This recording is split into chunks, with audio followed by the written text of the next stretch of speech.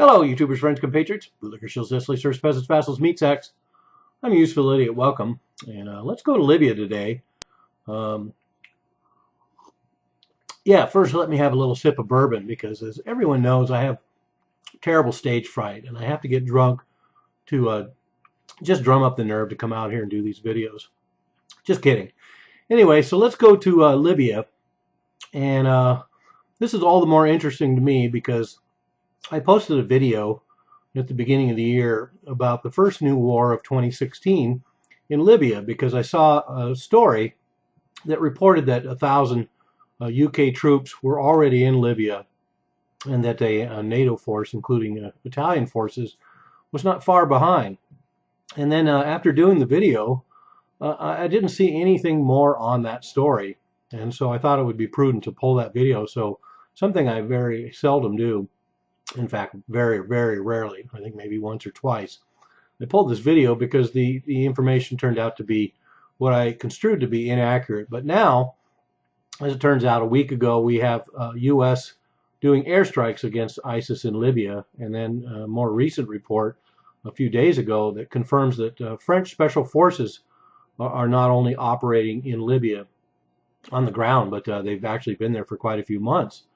So now I'm starting to wonder if I was a little premature in pulling that video because perhaps there are 1,000 UK special forces on the ground there and they wanted to hush that part of the story up. I don't know, but now we have French special forces there and now we have US airstrikes.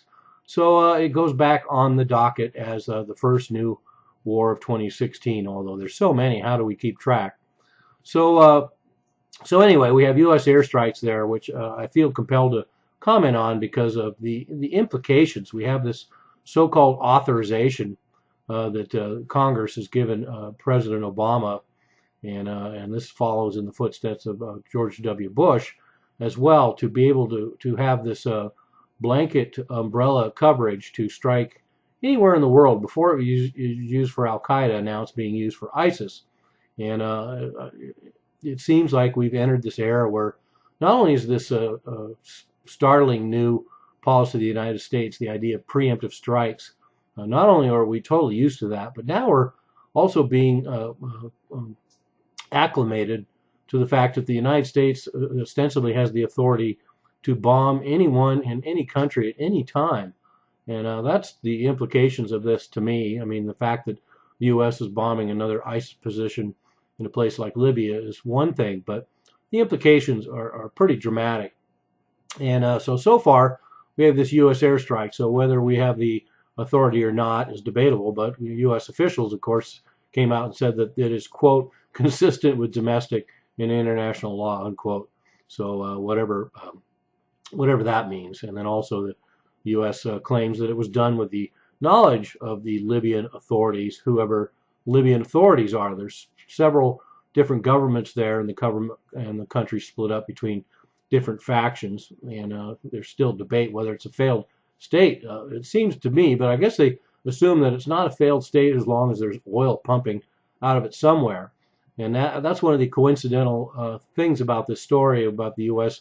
airstrikes there, is because ISIS was moving against oil operations there. So it's all right to have ISIS there as long as they don't move towards oil operations.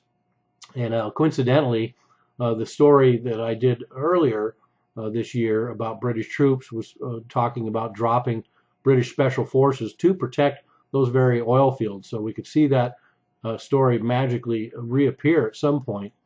And one of the other interesting aspects that's coming out now that there's U.S. airstrikes is how quickly the ISIS presence in Libya has grown. I think the last time I did a story about ISIS in Libya, there was about 3,000 fighters, if that many, and now they estimate, according to U.S. intelligence, 6,000 ISIS fighters. And as we know from what we saw in Iraq, a group of ISIS fighters that numbers 6,000 is a formidable force in the field and can have a lot of impact, certainly in Libya.